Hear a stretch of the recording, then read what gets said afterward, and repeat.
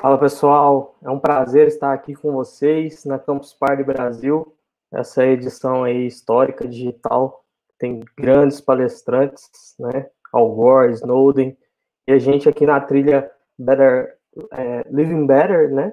A gente está trazendo vários conteúdos sobre aprendizado, né? Então, para sair muito, quem já me conhece da comunidade deve estar acompanhando, e para sair muito do Techniquez, que eu já estou bem acostumado, vocês estão bem acostumados, trouxe esse papo mais descontraído, né?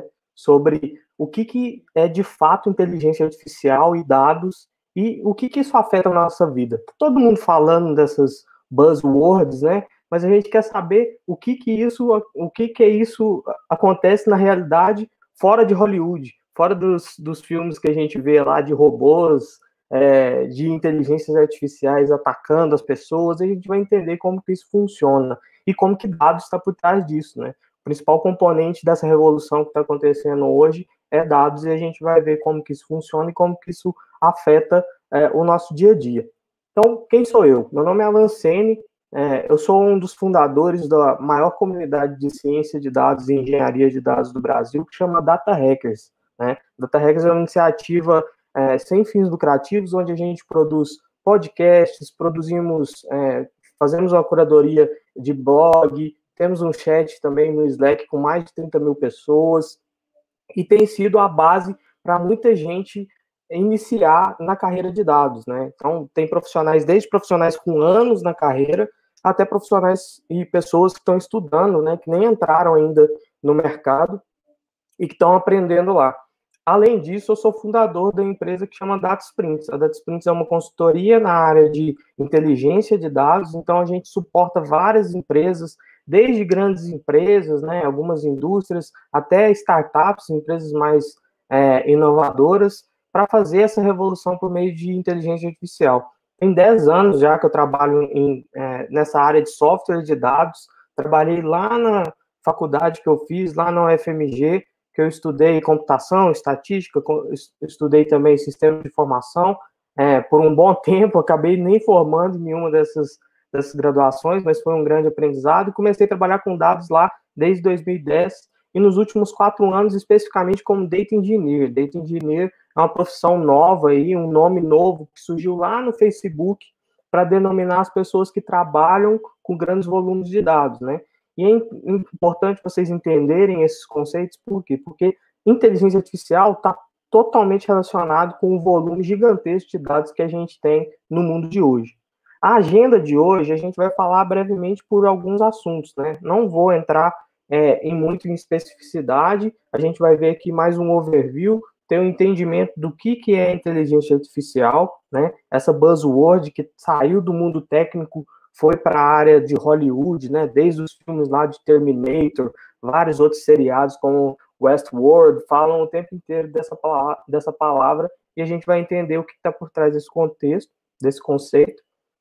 Depois a gente vai ver como que inteligência artificial já está no nosso dia a dia, né? Muita gente não sabe, mas tem várias aplicações hoje que estão no nosso dia a dia, além da Alexa ou da Siri, que está conversando com a gente, e utiliza esse conceito de inteligência artificial por trás.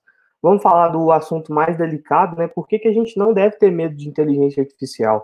Porque lá em Hollywood, nos seriados, é sempre a inteligência artificial contra o ser humano, né? A revolução das máquinas contra o ser humano. E a gente tem visto que isso não é verdade. A aplicação da inteligência artificial hoje tem trago muito mais benefícios do que a não aplicação dela. Então, você deixar de utilizar a inteligência artificial, você não só não tem os efeitos de retrocesso, mas você não consegue avançar em muitos assuntos que hoje estão sendo resolvidos por meio desse conceito.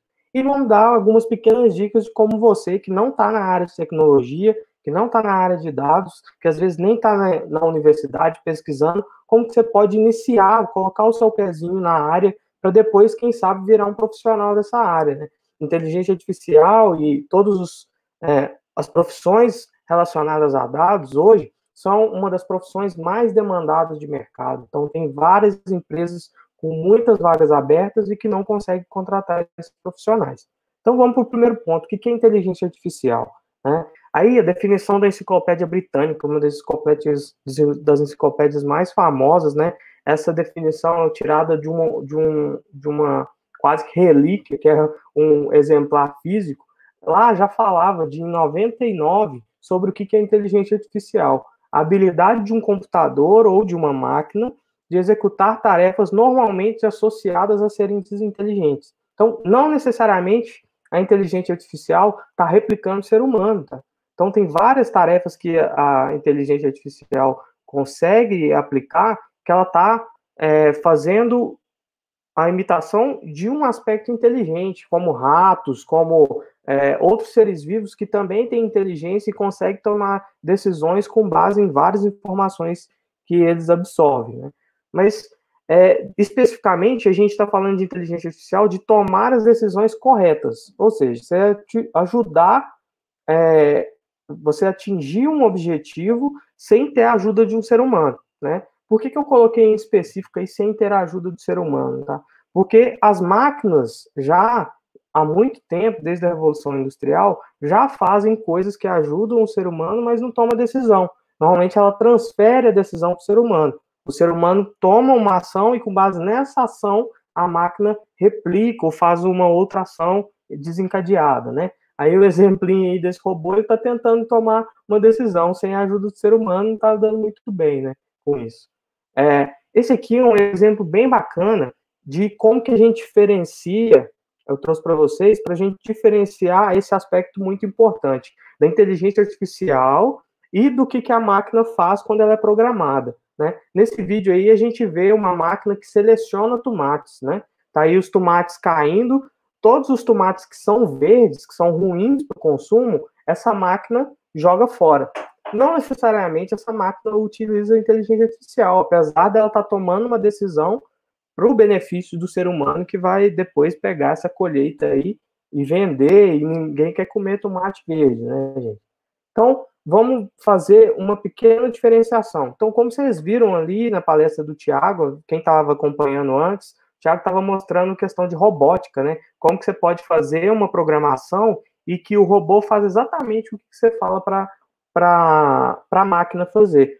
Aqui, no caso, eu estou representando o robô, essa lógica, dentro dessa caixinha aqui. Então, um ser humano aí com essa carinha de nerd vai lá e programa uma máquina para, a partir de uma situação, a partir de um input ou a partir de um estímulo, né? Estímulo é a palavra mais utilizada na inteligência artificial, mas no caso da programação nem tanto, mas a partir de uma entrada, o computador, a partir dessa entrada, vai tomar uma decisão. Mas quem constrói essa caixinha aqui, que a gente está vendo, é o ser humanozinho nerd aí, o programador, né?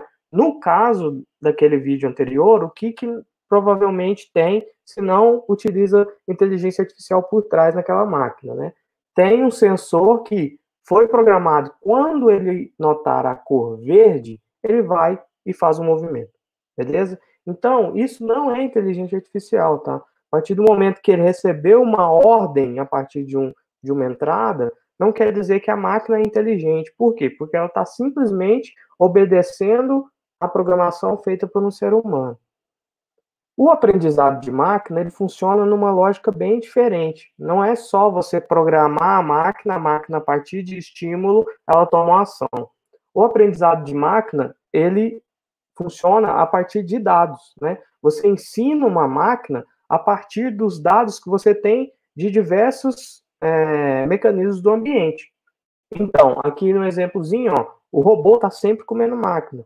E uma coisa bem interessante do porquê dessa revolução ter acontecido só nesses últimos anos é por causa da disponibilidade de dados, né? Antigamente, a galera mais old school aí, que tem a minha idade, mais de quase os 30 anos aí, lembra que antigamente na internet transitava muito pouco dado. Você quase não conseguia ver nem imagens, né? Hoje a internet transita vídeo em tempo real. Eu estou aqui na minha casa transmitindo para vocês em tempo real um conteúdo, né?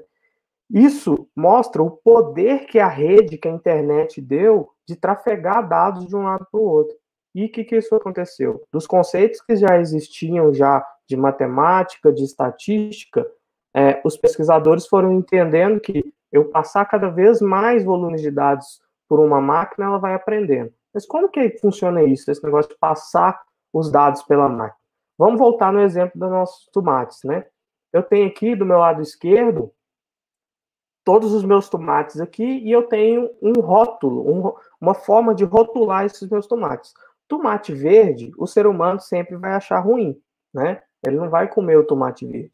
O tomate vermelho, ele vai achar legal. Então, isso é uma forma de eu ensinar a máquina, né? Toda vez que vai ter um tomate verde, eu passo para a máquina de que o output, né, a saída daquele tomate verde é ruim para o ser humano. A entrada de um tomate vermelho, por outro lado, é bom para o ser humano, né? E a máquina vai entendendo isso com o tempo. Então, conforme os dados vão passando, né, a máquina vai aprendendo que verde é ruim e que vermelho é legal, né? E quanto mais dado eu tenho, melhor é a tomada de decisão da minha máquina.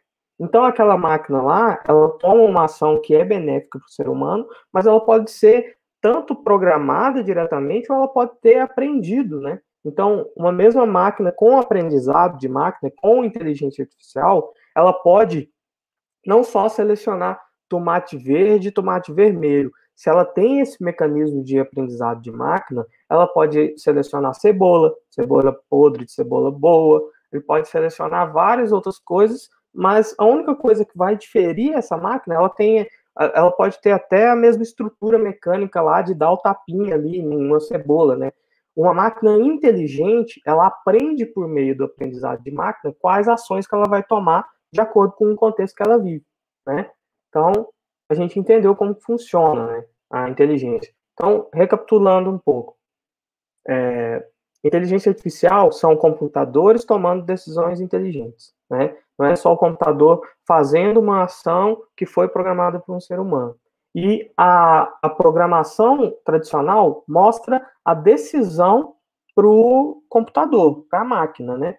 E os computadores aprendem só por meio de dados. Então, para você ensinar, mesmo que você não tenha um grande volume de dados, para você ensinar um computador, você precisa de ter os dados para aquele computador aprender. Mas como que isso impacta no nosso dia a dia, né? Provavelmente vocês já viram aí os filmes de Hollywood, mas talvez vocês não pensem como que a inteligência artificial está no nosso dia a dia. Um exemplo mais comum que provavelmente vocês já conhecem é o exemplo das redes sociais. Na nossa vida online hoje, quase toda a nossa vida online é controlada por inteligência artificial. Toda a curadoria, que é como se fosse num museu que tem o curador, né, que fala qual que é a pintura ou a escultura que vai ficar à mostra para as pessoas, a inteligência artificial faz isso online. E ele faz isso numa escala gigantesca. Um museu consegue fazer só naquela escalazinha ali do museu e dos frequentadores do museu. A inteligência artificial hoje está em todo lugar que você entra nas redes sociais e no seu mundo online. Como, por exemplo, na Amazon, né? Sempre quando você começa a pesquisar alguma coisa, né, algum produto, a Amazon utiliza a inteligência artificial, mais especificamente sistemas de recomendação, para te recomendar qual que é o melhor produto para você comprar. Então, normalmente você compra um livro lá, vamos supor que você comprou um livro lá do Stephen King, né? E aí, ele não vai só te recomendar, não tem uma programação lá, falar, ó, se você comprar Stephen King, recomenda outros livros do Stephen King. Isso é muito simples, né? A inteligência artificial, ela vê pelo seu comportamento e procura outros comportamentos parecidos em outros usuários que compraram Stephen King e compraram outros livros. Então, às vezes, você compra Stephen King e vem lá o sistema de recomendação e te recomenda um outro livro de suspense que não é do Stephen King, né? Pode ser Lovecraft, por exemplo, né? Tem vários autores aí que estão ali próximos, né? A inteligência artificial aprendeu de que uma pessoa que comprou aquele livro de Stephen King também pode gostar de outro livro, né? E vai recomendar esse livro para você. Outro exemplo que vocês também estão muito acostumados é a Netflix. A Netflix monta todo o cenário dela na tela do seu celular ou da sua televisão para fazer você assistir mais vídeos. Então, até os thumbnails, as fotinhas dos vídeos, elas são colocadas de acordo com o perfil de cada pessoa. Então, se você se interessa mais por filmes mais obscuros, mais noir, né?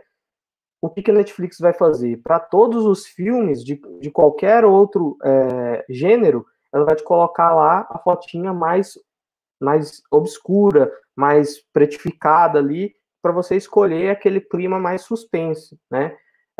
Então, ele não, uma inteligência artificial que vai além só do conteúdo ali da escolha, né? Ela vê aspectos da sua visão, do seu interesse estético. E, por último, uma das grandes revoluções aí é o TikTok. TikTok, ele cresceu, não foi só porque ele tem um aplicativo legal, mas porque ele utiliza muito mais pesado do que todas as redes sociais, inteligência artificial para falar qual é o próximo conteúdo que você vai ver. Então você fica o tempo inteiro ali passando e não tem ninguém controlando, se você viu esse vídeo aqui, você vai ver o próximo. Não, tem uma inteligência artificial que observa, por exemplo, você está vendo muito TikTok da galera fazendo dancinha. O tempo inteiro ele vai aprender que você fica mais tempo olhando aquele vídeo, e na hora que você vai passando, ele vai repetindo isso. Por quê? Todas essas redes sociais ganham dinheiro com a nossa atenção. Quanto mais a gente dá atenção, quanto mais a gente fica ligado lá, mais eles ganham dinheiro. E prova disso é que a empresa que está por trás da ByteDance é a startup mais valiosa do mundo. Olha para você ver. Comparação aí com várias outras empresas, né? Várias outras startups, como o Uber. O Uber, ele é um aplicativo também digital que utiliza inteligência artificial, mas a ByteDance, ela é só de conteúdo, ela só tem um motor de inteligência artificial por trás e nada mais. Não tem, quase você não vê perfis de TikTok. As pessoas que usam TikTok, elas ficam o tempo inteiro rolando lá e ficam presas naquele conteúdo o tempo inteiro. E isso traz muito dinheiro, porque traz engajamento traz boas propagandas e propaganda traz dinheiro para quem anuncia. Então, isso aí é um dado importante. Internet, inteligência artificial, desculpe, mais internet é igual a muito dinheiro. Então, tem essa combinação aí grande e que hoje toda a internet roda por meio de inteligência artificial que está por trás, principalmente sistemas de recomendação. Tá? Mas não é só isso, né? Isso pode ser, a gente pode pegar até um viés muito negativista de olhar por esse lado, principalmente que as pessoas estão ficando cada vez mais viciadas em conteúdo online, mas a inteligência artificial é utilizada na medicina também. Então, tem projetos, por exemplo, o projeto da IBM, que apoia com inteligência artificial no diagnóstico de câncer, né, por imagens. E eles pegam essas imagens, né, eles pegam várias imagens de radiografia e outros tipos de imagens, tomografia, passam por uma máquina que vê essas imagens e que olha anomalias. O que está diferente em uma imagem para outra, né? Numa radiografia de mama, por exemplo, o que está diferente de uma para outra, né? E consegue detectar algumas anomalias, e essas anomalias, elas podem ser diagnosticadas como câncer. E isso facilita demais o diagnóstico, né? Em vez de você ter que parar 2, 3, 4 médicos para analisar imagens, né, que às vezes fica em dúvida, você pode passar por uma inteligência artificial e a inteligência te dá uma chance daquele diagnóstico ser realmente positivo para câncer, né? E uma outra coisa que é muito utilizada, tá, gente? É a autorização de procedimentos médicos de plano de saúde. Então, todo mundo que tem plano de saúde hoje provavelmente já teve que fazer, eu preciso fazer um exame, eu preciso fazer uma cirurgia.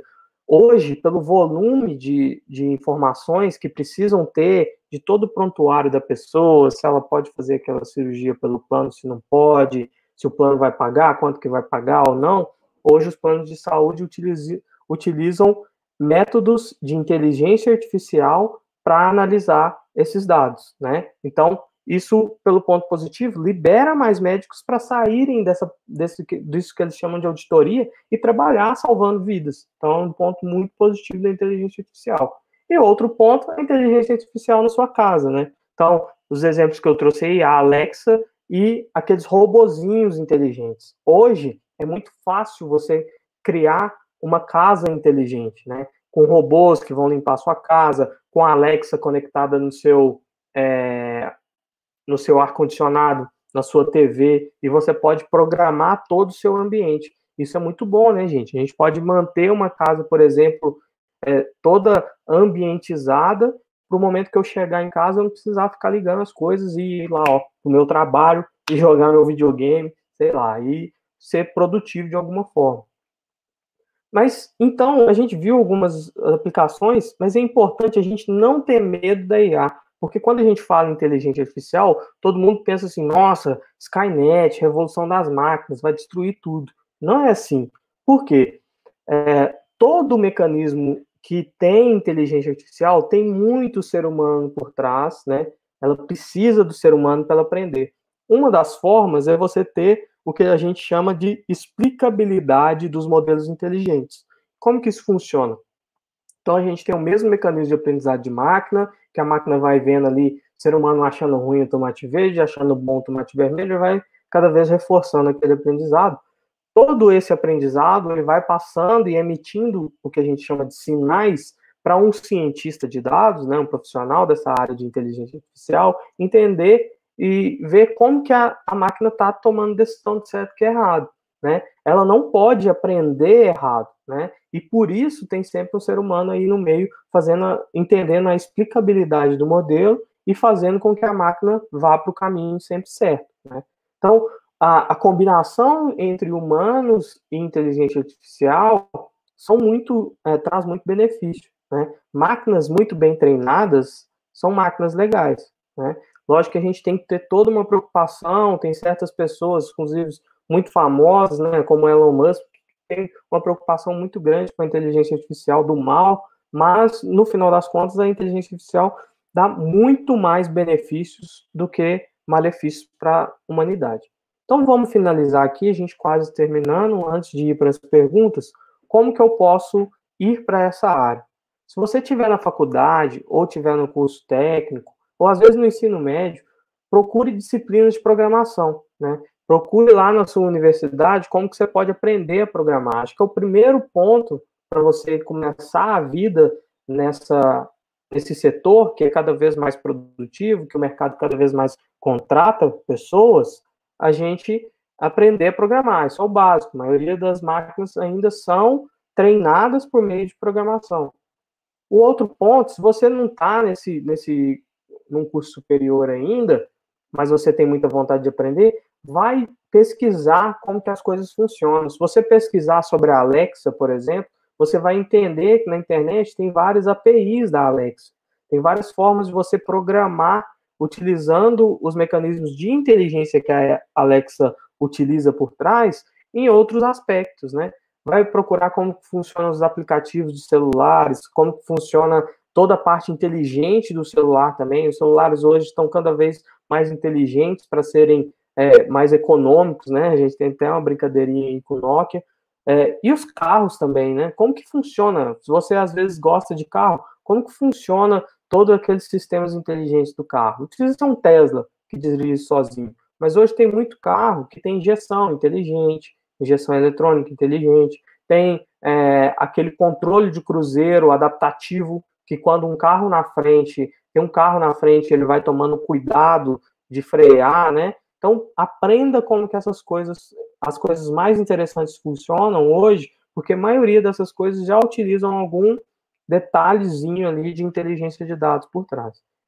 E por fim, né, procure projetos de robótica para se divertir ou de inteligência artificial. Em algumas escolas públicas no Rio de Janeiro já tem o que eles chamam de clube de tecnologia, que eles vão ensinar como construir robôs, como programar, como fazer aplicativos para alunos do ensino médio. Além disso, a gente tem muito conteúdo online. Tem vários conteúdos de graça ou muito baratos, né? Eu trouxe aí Coursera, edX e Udemy. Muitos desses cursos ainda são em inglês, mas também tem tradução para português. A maioria deles são legendados para português. E se você quiser um conteúdo realmente em português, a Alura aí muito conhecida na comunidade, tem cursos online de inteligência artificial, de robótica, de ciência de dados, de programação, e custa R$ 75 por mês. Dá para você fazer um esforcinho, juntar uma graninha aí e investir na inteligência artificial, beleza? Por fim, a gente tem as perguntas. Vamos ver aí se o pessoal já mandou perguntas para a gente. Galera aí comentando.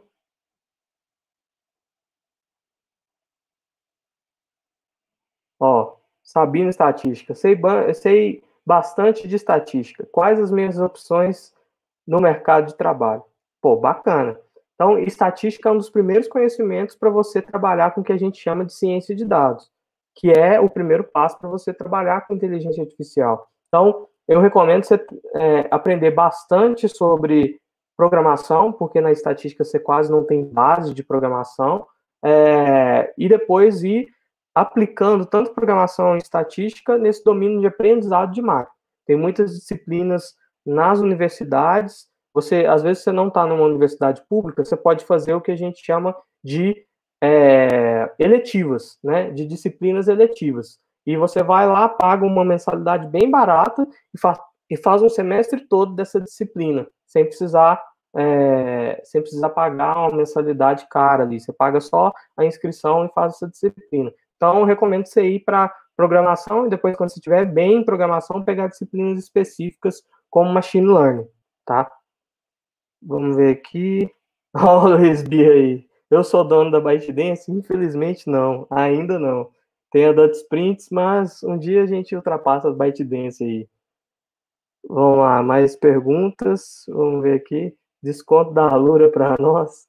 Olha aí, Rodrigo. Olha, Rodrigo, a gente pode buscar um descontinho da Alura. A Alura está sempre fazendo parceria com a comunidade.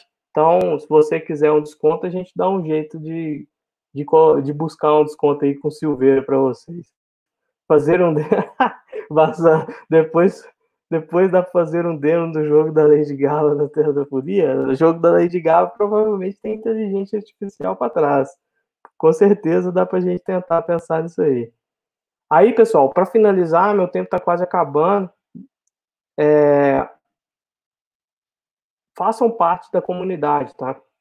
Data Hackers é a maior comunidade hoje de ciência de dados, de data science do Brasil. Então, profissionais que trabalham com inteligência artificial precisam aprender esses conceitos como data science, né, ciência de dados, aprendizado de máquina, precisam entender Big Data também, que é um grande conceito relacionado a dados. E lá na comunidade você vai ter um ambiente muito propício para você aprender isso tudo. Lá tem profissionais, desde profissionais que trabalham no Banco Mundial, no Facebook, Google, em grandes empresas aqui do país também, várias startups como a iFood, a Globoplay, até muitas pessoas que estão iniciando na área. Então, a gente tem produção de conteúdo por podcast, por blog, fazemos uma newsletter semanal com os melhores conteúdos que a gente faz uma curagem para entregar para vocês toda segunda-feira de manhã. E a gente tem um podcast também, então você pode procurar aí Data Hackers no seu player de podcast preferido e escutar os nossos podcasts que a gente lança mais ou menos de 15 em 15 dias. Beleza, pessoal? É isso aí que eu tenho para vocês. Muito obrigado, pessoal da Campus, pelo convite. Se vocês tiverem mais dúvidas, pode me enviar por e-mail ou me procurar nas redes sociais, mais no LinkedIn, que eu sou mais ativo. E é isso aí, gente. Obrigado e boa noite para vocês.